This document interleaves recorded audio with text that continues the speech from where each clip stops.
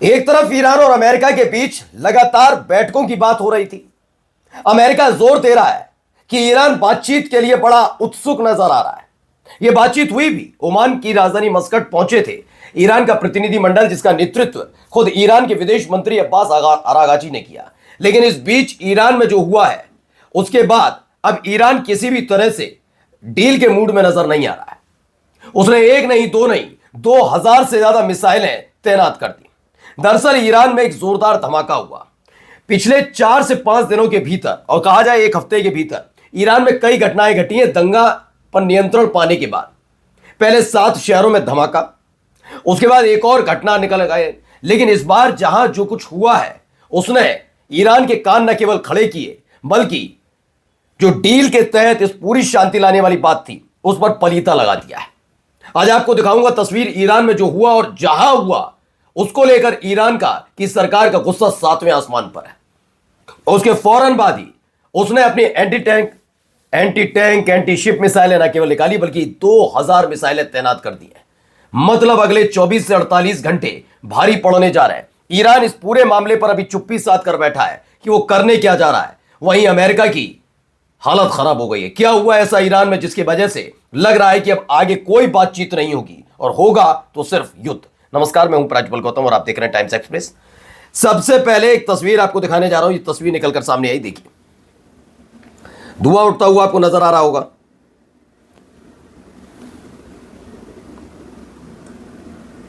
ये धुआं आप देख सकते हैं उठता हुआ, बीच मतलब अंधेरे वाला रास्ता है, इलाका है, वहां पर धुआं उठ रहा है। ये कौन सा इलाका है ये बहुत जरूरी है। मसला ये नहीं है छोटा मोटा है, कोई रेस्टोरेंट है, कोई बिल्डिंग्स ऐसी है ना। ये छोटी मोटी घटना नहीं है जिसे देखकर हर कोई हैरत में है। तो ये तस्वीर जो निकल कर आई है उसके बारे में बता रहा हूं। तेहरान में आज रात army joint of staff building में भीषण आग लग गई। ऐसे वक्त में जब ईरान के विदेश मंत्री अमेरिका के प्रतिनिधिमंडल से मुलाकात करके वापस लौट रहे थे, ठीक उसी वक्त खबर आई ईरान की राजधानी तेहरान में एक बिल्डिंग में आग। और बिल्डिंग भी कौन सी? Army joint staff building. इससे पहले भी आपको खबर याद होगी, हमने आपको बताया था कि अमेरिका का जो प्लान था वो न्यूक्लियर साइट्स पर हमले से लेकर आईआरजीसी यानी ईरान की सेना के टॉप कमांडरों की हत्या करना था, उन्हें मौत की नींद सुलाना था। यानी आईआरजीसी के कमांडर उनके टारगेट पर थे। अभी 7 शहरों में जो हमला हुआ उनमें से एक जगह दावा किया गया आईआरजीसी के कमांडर की हत्या की कोशिश थी। और अब देखिए कोई छोटी मोटी बिल्डिंग नहीं बल्कि आर्मी जॉइंट स्टाफ बिल्डिंग में आग लग जाती है। यह आग कितनी भयंकर रही और क्या क्या निकलकर इसमें से आया, बहुत सारी घटनाएं एक साथ घटी हैं वहां पर। देखिए पहले वीडियो, एक और वीडियो निकली।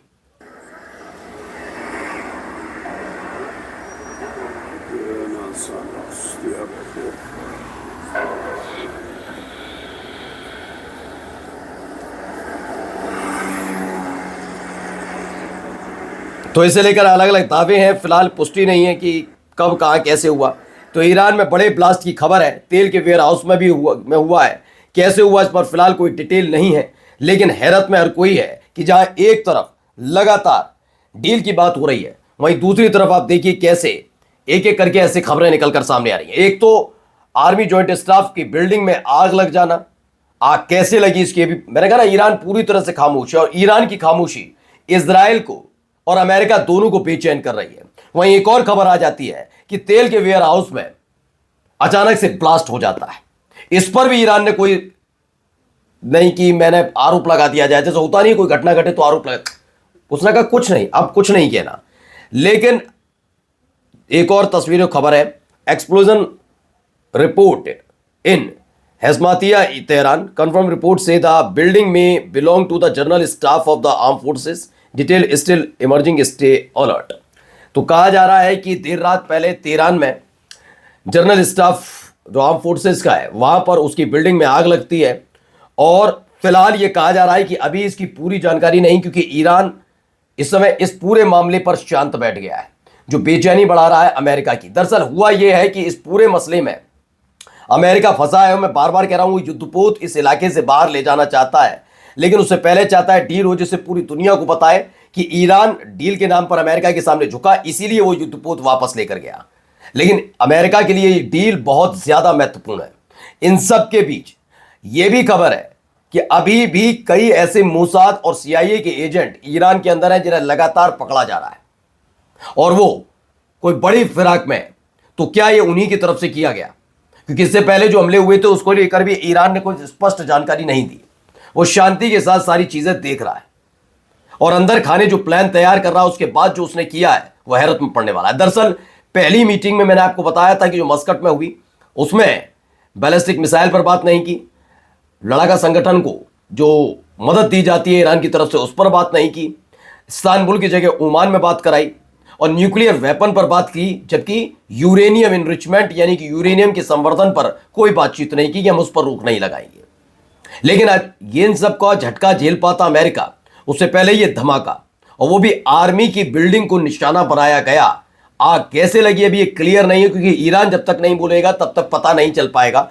लेकिन इसे लेकर जैसे ही खबर निकली है तो क्या कर दिया ईरान ने, जरा पहले ये खबर देखिए। 20,000 Iranian missile are locked on to a specific location come provoke Iran. जैसे ही खबर निकली कि अलग अलग जगह से ऐसे ऐसे खबरें निकलकर सामने आ रही हैं, उसके फौरन बाद ही यह खबर निकलकर अब सामने आ गई है।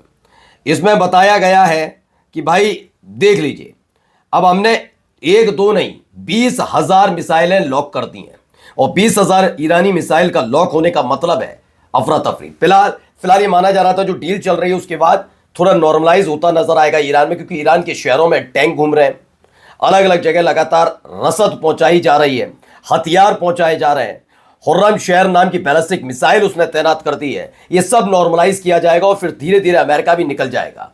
लेकिन अब ये इतना आसान होता हुआ नजर नहीं आ रहा, क्योंकि ईरान में अस्त व्यस्त और माहौल खराब करने की जो कोशिश है उसमें पहले ही इजराइल साफ तौर पर एक्सपोज हो चुका है कि मोसाद एजेंटों की वहां पर मौजूदगी थी।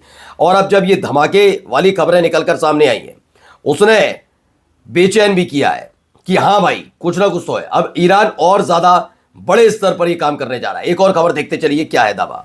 इजराइल ने कहा Iranian made Ghadr 110 could block the Israeli GPS, destroy Arrow 3, THAAD and Patriot system including hypersonic hints and ICBM reach.